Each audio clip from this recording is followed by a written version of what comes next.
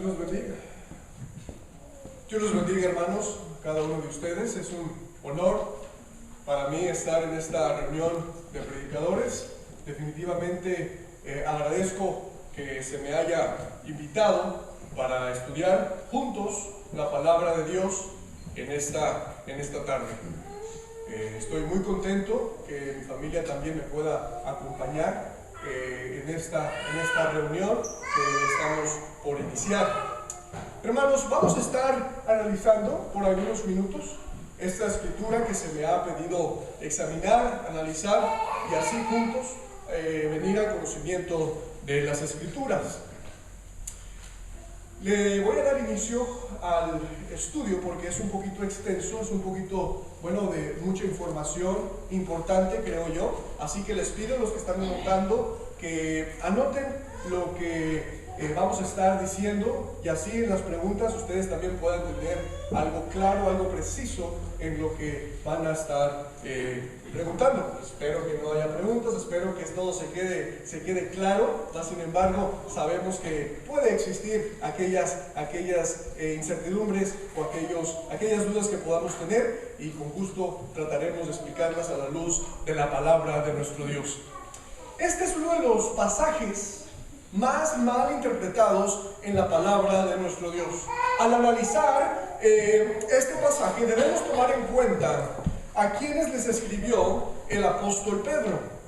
De igual forma, entendemos por las escrituras siguientes, en 1 de Pedro capítulo 1 y en el versículo 1, que el apóstol Pedro escribe a lo que podría llamarse una carta circular en esta zona, en la que le llamamos la zona Asia Menor, donde se encuentra Ponto, Galacia, Capadocia, Asia y Bitinia. La mayoría de los creyentes de estas iglesias eran gentiles. Los cristianos de origen judío constituían una minoría. Pedro, como misionero a ellos, como nos dice en Gálatas capítulo 2 y en el versículo 9, tenía un interés especial en los judíos, pero no limitaba sus saludos e instrucciones al grupo minoritario de esas iglesias, lo cual se ve por su descripción y sus declaraciones que los lectores en otro tiempo habían sido personas inconversas, que no eran del pueblo de Dios, según 1 de Pedro capítulo 2, versículos 10, capítulo 4, versículos del 3 al 4. El apóstol, que fue el primero en bautizar gentiles y en defender aún su categoría de igualdad con los demás en la iglesia, sin duda consideraba a todos los cristianos, tanto de origen judío como también gentil, como unidos en Cristo. No hacía distinción al dirigirse a ellos. No se puede determinar la fecha exacta cuando se escribió esta epístola. Probablemente fue escrita desde Roma, como lo sugiere la palabra o el nombre Babilonia en el capítulo 5 y en el versículo 13 de 1 de Pedro. Esta epístola refleja la presencia de una actitud poco amistosa hacia los cristianos, según capítulo 2 y en el capítulo 4 de ahí mismo de esta carta. Eso podría sugerir el tiempo de la persecución de Nerón, al comienzo del año 64 después de Cristo. Por eso debemos tomar en cuenta que las personas a las que se les escribió la carta entendieron lo que el apóstol escribió para ellos. Al estudiar la Biblia debemos de no agregarle a lo que no dice. Debemos de dejar y permitir que la Biblia sea su propio intérprete, si creemos realmente en lo que decimos sola escritura y que creemos 100% con la palabra de Dios, y sola la Biblia es la que nos puede aclarar ciertas escrituras un poco difíciles de entender. Consideramos, hermanos, este pasaje al estudiar la palabra de Dios. Cuando le ponemos nuestra propia opinión a la Biblia, estamos tomando una autoridad que ni Dios ni la Biblia nos otorga. Uno de los principios básicos para interpretar la palabra de Dios, hablando un poco de hermenéutica, es que la Biblia es su propio intérprete. La Biblia es y debe de ser la máxima autoridad en el cristiano en cuestiones de doctrinas para todo el mundo, y no la opinión de ningún hombre, por más sabiduría que parezca que tenga o buenas intenciones. Al examinar la escritura que estamos bajo examinación, es 1 de Pedro capítulo 3, versículo del 18 al 19, es necesario, hermanos, el contexto, saber un poco acerca del contexto y así leer las escrituras anteriores a estos versículos 18 y versículos 19, pero también leer las escrituras después, siguientes de estas escrituras. Entonces, leemos el contexto que vamos a estar, de las escrituras que vamos a estar estudiando el día de hoy. Dice la palabra de Dios y dice desde el versículo versículo 16 hasta el capítulo 4 y el versículo 1. Ahí mismo de 1 de Pedro, capítulo 3, versículo 16. Teniendo buena conciencia para que en lo que murmuran de nosotros, como de malhechores, dice la palabra de Dios, sean avergonzados los que calumnian y vuestra buena conducta en Cristo. Porque mejor es que padezcáis haciendo el bien, si la voluntad de Dios así lo quiere, que haciendo el mal. Estas son las escrituras que vamos a estar considerando. Porque también Cristo padeció una vez por los pecados, el justo por los injustos, para llevarnos a Dios, siendo a la verdad muerto en la carne, pero vivificado en espíritu, en el cual también fue y predicó a los espíritus encarcelados, los que en otro tiempo desobedecieron cuando una vez esperaban la paciencia de Dios en los días de Noé, mientras se preparaba el arca, en la cual pocas personas, es decir, 8, fueron salvadas por agua. El bautismo que corresponde a esto ahora nos salva, no quitando las inmundicias de la carne, sino como la aspiración de una buena conciencia hacia Dios, por la resurrección de Jesucristo, quien habiendo subido al cielo, está a la diestra de Dios, y a Él están sujetos ángeles, autoridades y potestades, puesto que Cristo ha padecido por nosotros en la carne, vosotros también armados del mismo pensamiento. Pues quien ha padecido en la carne, terminó con el pecado.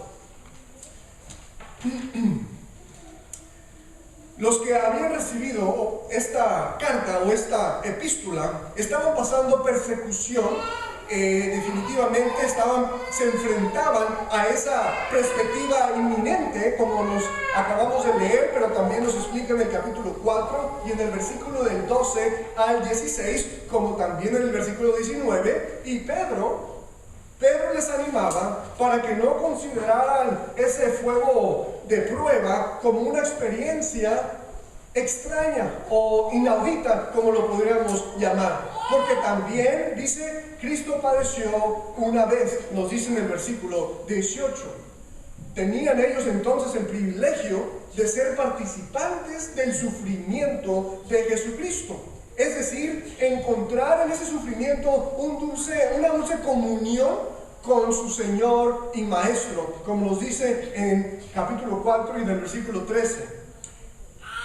Él les había dejado claro, les había dado ese ejemplo, Jesucristo les había dado el ejemplo a cómo soportar estos sufrimientos, según el capítulo 2, versículos del 20 al 23. Además, nos dice la palabra de Dios en el capítulo 1 y del versículo 11 que Jesucristo, por medio del sufrimiento, alcanzó la victoria.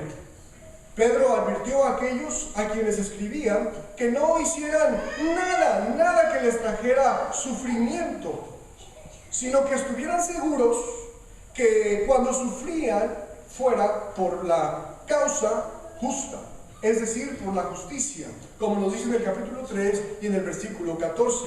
Los lectores de Pedro no debían pues avergonzarse por sufrir como cristianos, sino gozarse que en la revelación de Jesucristo ellos mismos se iban a gozar cuando se presentara o regresara a Jesucristo con gran alegría.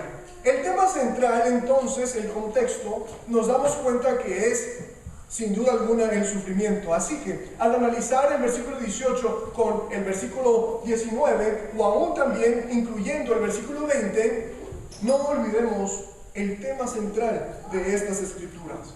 A menos que Pedro se haya desviado totalmente del tema central, podemos afirmar confiadamente y asegurarnos que esos versículos tienen algo que ver con el sufrimiento. Siguiendo adelante, hermanos, siempre en una lectura un poco difícil de entender, siempre es bueno ver el griego interlineal. En esta forma vemos el idioma original de esta escritura, la cual es el lenguaje griego.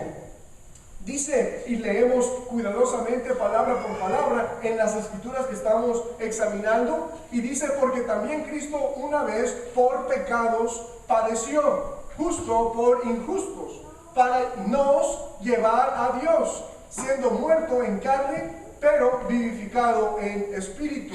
Y nos brincamos al versículo 19, donde dice, en el cual también a los, dice, en prisión espíritus, yendo predicó. Obvio, si lo dejáramos así sería un poco difícil de entender, puesto que se le agregó lo que ahora conocemos y lo que ustedes tienen en sus escrituras. Las palabras, por ejemplo, leamos, si van conmigo ahí en la escritura, en 1 de Pedro capítulo 3, en el versículo 18, ya es un poco más entendible en la Reina Valera, en la que estoy usando, la Reina Valera 1960, donde nos dice en el versículo 18, porque también Cristo padeció una vez por los pecados, el justo por los injustos, para llevarnos a Dios. Hasta allí, hermanos. En esto nos damos cuenta, al leer esas escrituras, nos damos cuenta primeramente que nada, que hay que recordar, hermanos, y los que estaban allí recibiendo la escritura, la epístola, recordaban que Jesucristo había definitivamente padecido. Y nos dice y nos aclara una sola vez por los pecados de la humanidad. Es decir, entre paréntesis, pues no hay que seguir sacrificándolo como muchos lo hacen, específicamente los católicos que lo hacen en cada misa, cada domingo constantemente. Continúa diciendo que Cristo padeció por los pecados, es decir, los nuestros. El justo, dice la frase, el justo,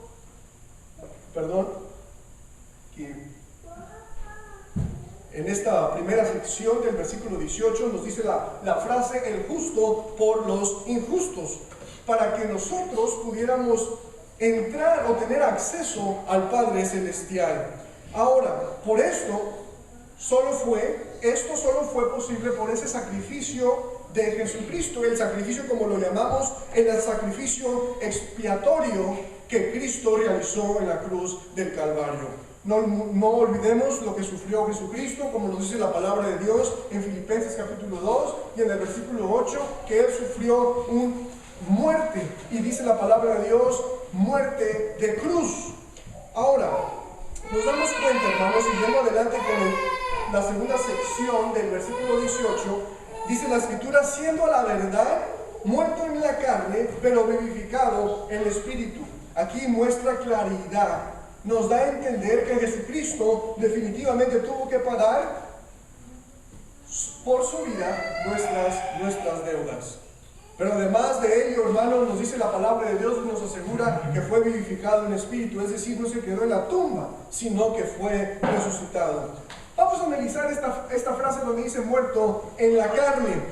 En Hebreos capítulo 5 y del versículo 7 nos da a entender un poco más a qué significa esta frase, muerto en la carne. Dice, y Cristo en los días de su carne ofreció ruegos y súplicas con gran clamor y lágrimas al que lo podía librar de la muerte. Fue oído a causa de su temor reverente. Entonces podemos asegurar que muerto en la carne es lo que tiene que ver con la naturaleza física que Jesucristo asumió en la encarnación cuando fue hecho hombre y que murió en la cruz. La palabra vivificado, como vamos a estar estudiando ahora, dice vivificado. La palabra vivificado viene de una palabra griega. Acuérdense, el griego es el lenguaje original del Nuevo Testamento, el griego típico, pues, el lenguaje típico común, y es vivificado en la palabra griega, es sopeo, que significa retabilizar, revitalizar, dar vida, vivificar. Y esta palabra se usa también para señalar o describir en la resurrección de Jesucristo, como lo podemos ver en 1 de Corintios capítulo 15 y en el versículo 22, donde nos dice: porque así como en Adán todos mueren, también en Cristo todos serán vivificados. En esta escritura de 1 de Corintios capítulo 15 está hablando del contexto, está hablando acerca de la resurrección, como nos dice en el versículo 16, donde dice: porque si los muertos no resucitan, tampoco Jesucristo resucitó. También entonces encontramos esta palabra vivificado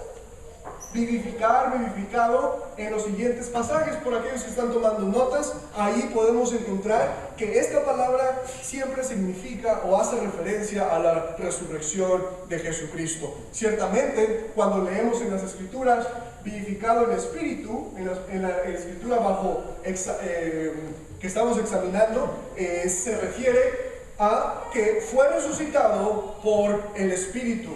Un dato importante, hermanos, de este versículo 18 es que en este versículo en sí se mencionan las tres partes de la deidad, ¿sí? Las tres partes de la deidad. Claro, aunque no sea el más claro. Ahora, esta es otra escritura que me brinqué un poquito porque realmente me faltó explicar qué significaba el espíritu, y hay mucha controversia respecto a esto, pero en espíritu simplemente la palabra de Dios en Romanos 8:11 lo explica. ¿Qué significa en espíritu? Y dice: y si el espíritu de aquel que levantó de los muertos a Jesús mora en ustedes, el que levantó de los muertos a Cristo Jesús vivificará también vuestros cuerpos mortales por su espíritu que mora en vosotros. Entonces, cuando dice vivificado en espíritu, quiere decir que fue resucitado por medio del espíritu. Vamos a seguir adelante examinando en el versículo 19, y en paréntesis también vamos a estar viendo el versículo 20. Cuando leemos, dice: en el cual también fue y predicó a los espíritus encarcelados, los que en otro tiempo desobedecieron, cuando una vez esperaban la paciencia de Dios en los días de Noé.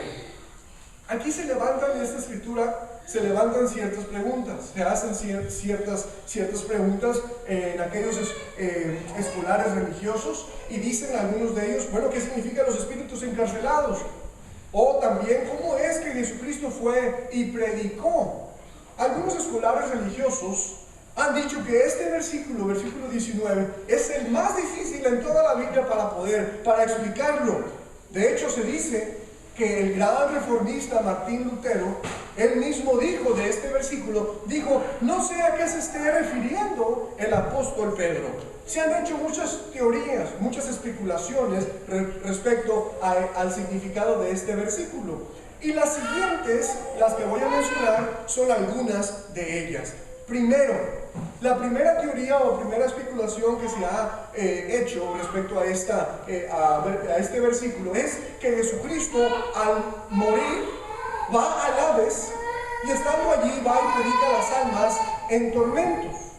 Por ejemplo, es lo que se lee en el Symbolum Apostolorum, que quiere decir el credo de los apóstoles, el cual se escribe en el 2 y en el 9 siglo, y que dice lo siguiente. Probablemente ustedes lo han escuchado en la radio o ya sea en la televisión, que se lee lo siguiente: creo en Dios Padre Todopoderoso, creador del cielo y de la tierra, creo en Jesucristo, su único Hijo, nuestro Señor, que fue concebido por obra y gracia del Espíritu Santo, nacido de la Virgen María, padeció bajo el poder de Poncio Pilato, fue crucificado, muerto y sepultado, descendió a los infiernos, al tercer día resucitó, y va el credo de los apóstoles.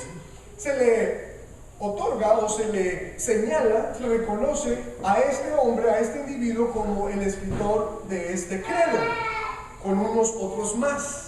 Pero a la misma vez, junto con ellos, los que creen esta teoría, Ellos dicen que no solamente Jesucristo descendió a los infiernos, al tormento, sino que solamente y estrictamente fue y predicó a los que habían vivido en el tiempo de Noé.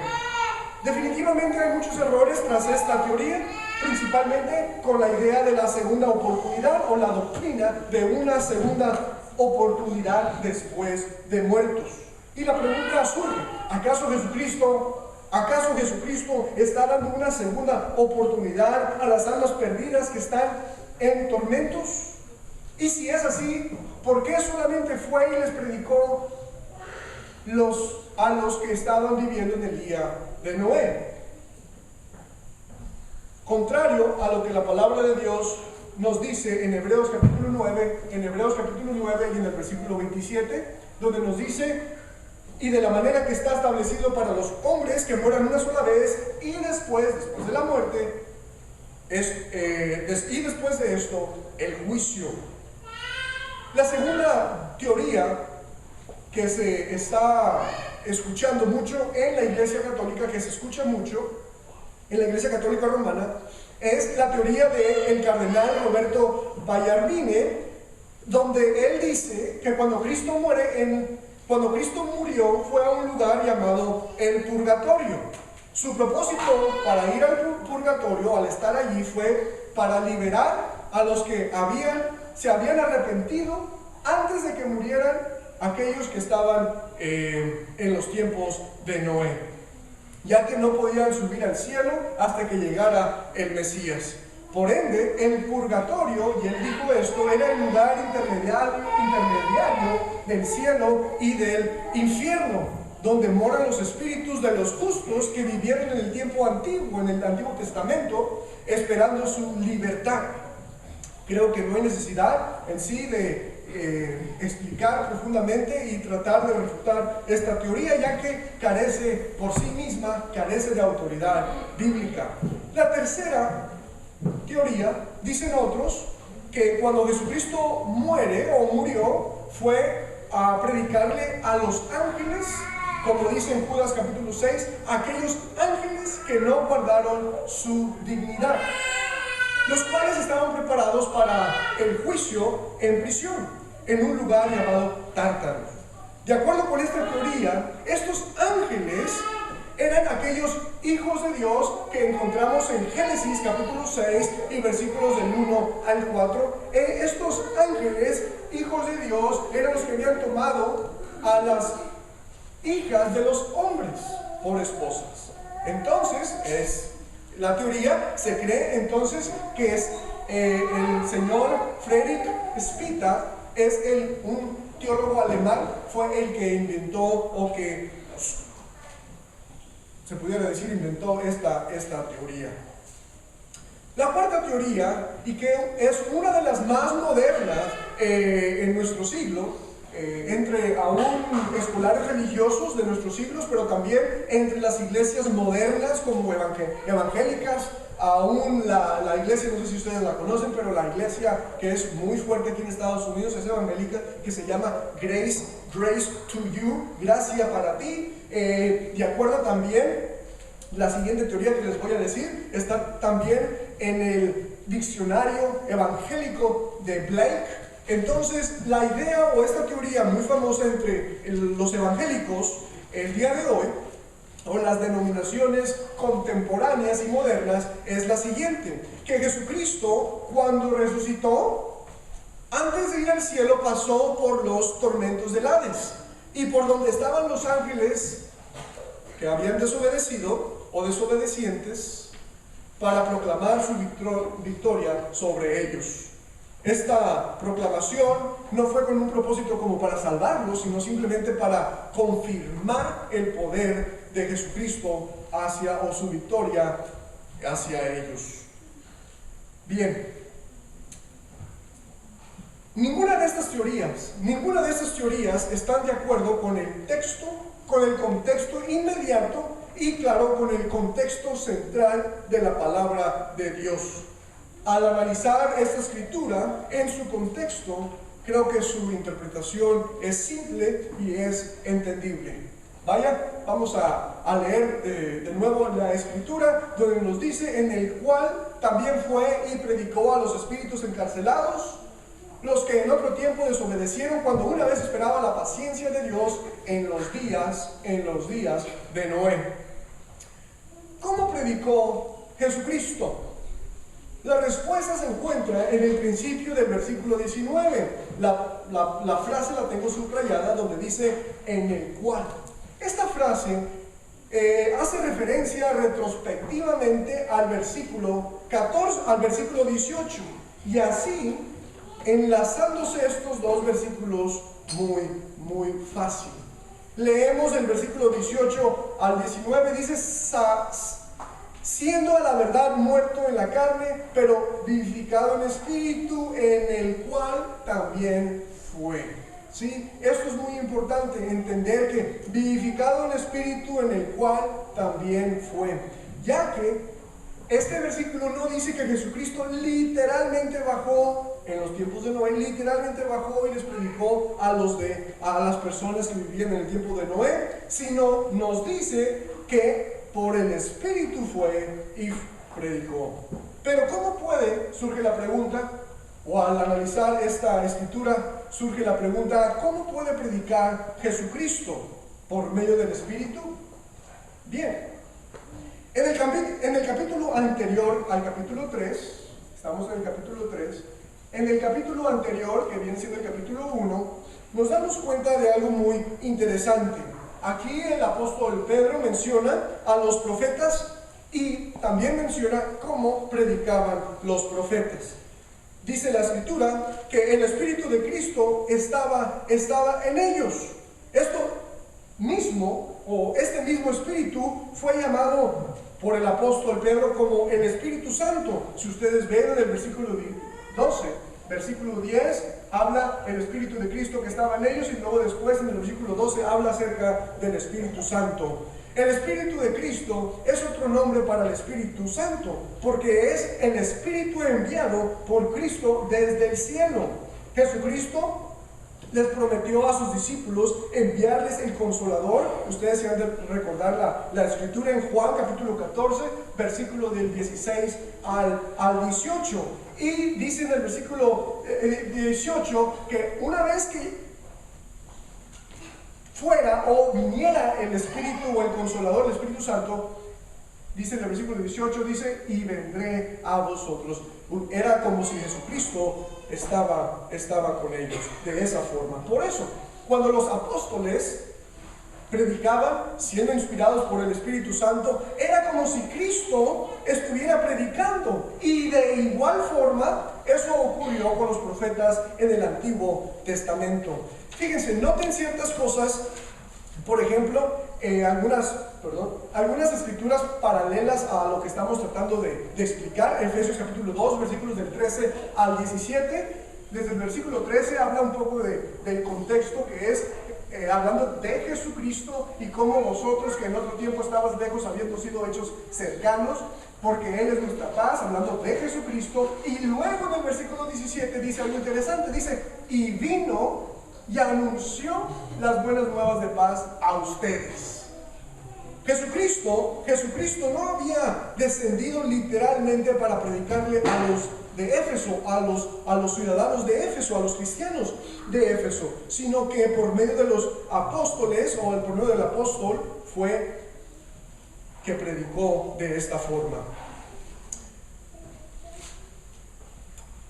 Otro ejemplo lo encontramos en Hebreos capítulo 2 y en el versículo 12, donde leemos que el escritor cita las palabras de Jesucristo. Cita las palabras de Jesucristo diciendo: anunciaré a mis hermanos tu nombre, en medio de la congregación te alabaré. Y esta frase la encontramos en Salmos capítulo 22, versículo 22. Hace referencia, lo que acabamos de leer, a Salmos 22. El salmista, por ende, el salmista, con el Espíritu de Cristo, profetizó como si Jesucristo, como Cristo mismo, en otras palabras.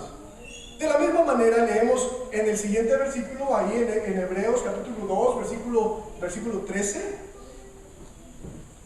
leemos que el escritor cita las palabras de Jesucristo diciendo: yo confiaré en Él, he aquí yo y los hijos que Dios me dio. Esto hace referencia a Isaías, capítulo 8 y en el versículo 18. Entonces, podemos concluir que el profeta Isaías, con el Espíritu de Cristo, profetizó como si fuera Cristo mismo. Esta misma idea sucede en Hechos capítulo 2 y en el versículo 27, donde hace referencia a Salmos capítulo 16, versículos del 9 al 10. Entonces, el salmista, con el Espíritu de Cristo, profetizó como fuera Cristo mismo. Literalmente, Jesucristo no había bajado del cielo a predicarles, pero era el Espíritu de Cristo en los profetas. Por eso, no es raro que el apóstol Pedro dijera que el Espíritu de Cristo fue y predicó en los días de Noé. De hecho, todas las profecías fueron de esta forma. Cuando nos dice la palabra de Dios, que de esta forma, dice: porque nunca la profecía fue traída por voluntad humana, sino que los santos hombres de Dios hablaron siendo inspirados por el Espíritu Santo. Cabe mencionar que esas personas en el tiempo de Noé, nos damos cuenta entonces, cabe mencionar que el Espíritu no le revelaba a todas las personas. El mensaje de Dios siempre era a través de personas rectas delante de Dios y escogidas por Dios.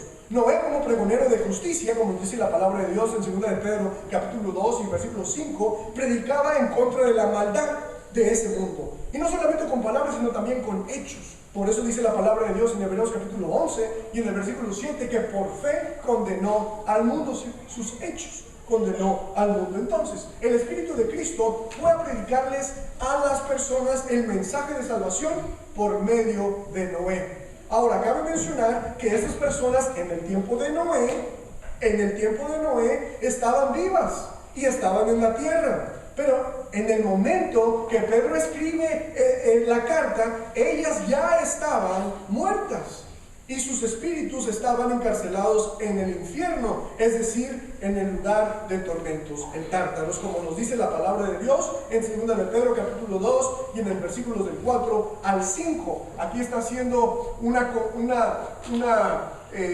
dice la palabra de Dios, está tocando dos temas similares, que son los ángeles que pecaron, como también dice el mundo antiguo, los ángeles que pecaron y el mundo antiguo, y las dos categorías, las dos personas, en otras palabras, desobedecieron y de igual forma están en prisión.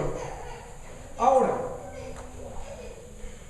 en el versículo 19 de la escritura que estamos examinando, el apóstol Pedro usa un lenguaje figurado llamado prolepsis. Es un lenguaje figurado, pues, una figura retórica llamado prolepsis. No es raro que los escritores de la palabra de Dios usaran este tipo de lenguaje figurado. En el contexto central de la palabra de Dios entera, se usa este tipo de lenguaje. Y claro, al aplicarlo correctamente, cuando uno aplica correctamente este lenguaje figurado, el prolepsis, entonces se pueden aclarar ciertas escrituras importantes. A no ser así, entonces entran o se levantan, se inventan doctrinas extrañas. El término prolepsis se deriva de la palabra griego compuesta que significa tomar antes. Este lenguaje figurado, en la cual es lo que altera el significado en el tiempo o en el momento de hablar o de escribir. Nos damos cuenta que también se puede definir la palabra prolepsis como algo si ya hubiera ocurrido, sin que ocurriera o sin que ocurra en el momento presente o viceversa. La otra definición, un poco más clara para mí en lo personal, es la siguiente. La palabra prolepsis trae dos eventos de algo o de alguien, no cronológicamente, en una misma oración, y así explicar con más claridad la idea, o ya sea la enseñanza. Por ejemplo, cuando la esposa enamorada dice lo siguiente: oh, la primera vez que conocí a mi esposo me enamoré de él. Bueno, es un término prolepsis, es un lenguaje figurado que se le llama prolepsis, porque la primera vez que conoció a su esposo no era su esposo, sino en el tiempo presente. O también cuando se dice, por ejemplo, el presidente Enrique Peña Nieto era un niño muy travieso. Cuando era niño no era presidente, sino en el tiempo presente. La Biblia tiene muchos prolepsis, tiene muchos lenguajes figurados. El lenguaje figurado prolepsis, por ejemplo, aquí en 1 de Pedro, capítulo 4, y en el versículo 6, donde habla que se les predicó el evangelio a los muertos. Bien, cuando se predicó a los muertos, cuando se les predicó a los muertos, no estaban muertos, sino vivos. Aquí se muestra dos eventos no cronológicos en una oración. También otro ejemplo lo encontramos en Apocalipsis 13 y en el versículo 18, donde habla acerca de la vida del Cordero que fue inmolado desde el principio del mundo. Antes de la fundación del mundo, Jesucristo no era inmolado, sino en el tiempo presente cuando se escribió Apocalipsis, esta escritura. Como dato informativo para los que están anotando, las siguientes escrituras también, allí al leer estas escrituras, se muestra o se comprueba que se está usando el lenguaje figurado prolepsis. Entonces, cuando dice la escritura que predicó, dice la palabra de Dios, entonces que el Espíritu de Cristo fue y predicó a los espíritus encarcelados. Quiere decir que les predicó a los que ahora, en el momento de la escritura que estaba escribiendo el apóstol, ahora son encarcelados en el Tártaros por su desobediencia en otro tiempo. Rápidamente. Bien, esa es la última escritura, así que ya estoy por terminar. Rápidamente, el tema central de Primera de Pedro es que Pedro tenía un propósito importante, un propósito pastoral al escribirle la epístola. El asunto del cual se está entrelazando el trama del consejo del apóstol es el peligro de la persecución, la inminencia del fuego de prueba, como dice la palabra de Dios en el capítulo 4 y en el versículo 12, y la certidumbre de los tiempos difíciles de los cuales vivían los creyentes. Teniendo en cuenta tal situación, es la razón que menciona a Noé, pregonero de justicia, y no para que sus lectores se confundieran la forma que predicó Noé. Creo que muchos pierden el enfoque de la escritura al leer estos textos y a leer cuando dice fue y predicó, como también cuando dicen espíritus encarcelados. Ustedes se acuerdan del tema central, es el sufrimiento. Ahora, ¿no creen ustedes, o acaso no creen, que Noé tuvo una vida de sufrimiento? Las escrituras nos dicen que él era pregonero de justicia. Era justo, era recto delante de los ojos de Dios. Una persona recta ante un mundo de maldad y perverso. Nada más, imagínense Noé y su familia siendo el centro de burlas. Para las personas, Noé y su familia eran rarísimas, porque predicaban cosas que para ellas, las personas, nunca iba a suceder. Imagínense cuánta burla no le hicieron a Noé cada día tras día, mes tras mes, año tras año. Dice la palabra de Dios que fueron por 120 años. Noé, como dice la palabra de Dios, sufrió definitivamente. Burlas, murmuración, el desprecio, la crítica, el rechazo, la soledad. Dice Pedro que eran pocas personas, pero a pesar de sus sufrimientos y ataques hacia ellos, por la fidelidad y la perseverancia a la voz de Dios, fueron liberados de sus persecuciones cuando Dios los salvó. Entonces, este pasaje no era difícil ni complicado de entender para las personas a las que se les escribió.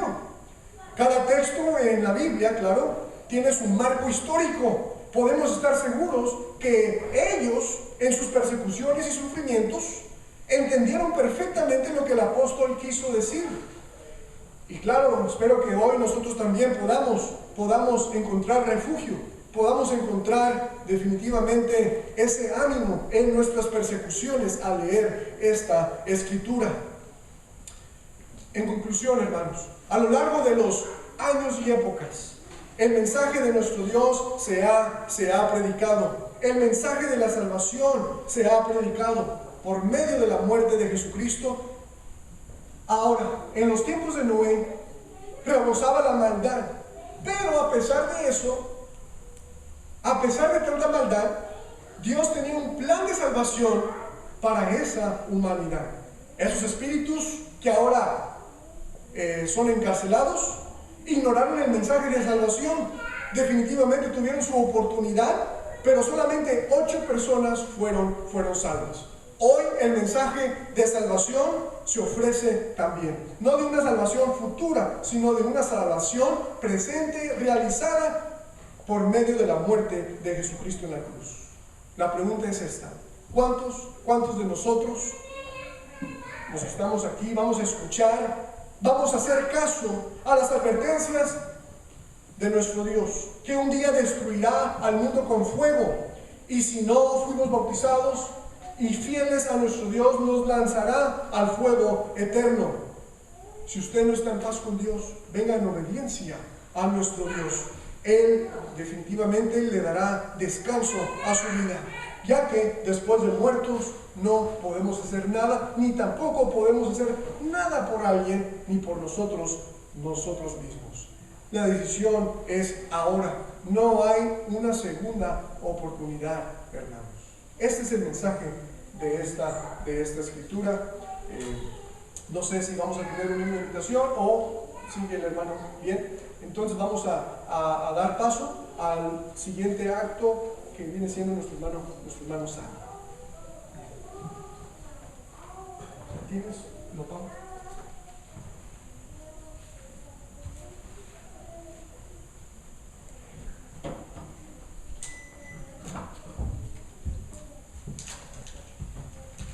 Invitation song is 114 en la Red Book. El punto de invitación es el número 114 en el libro rojo.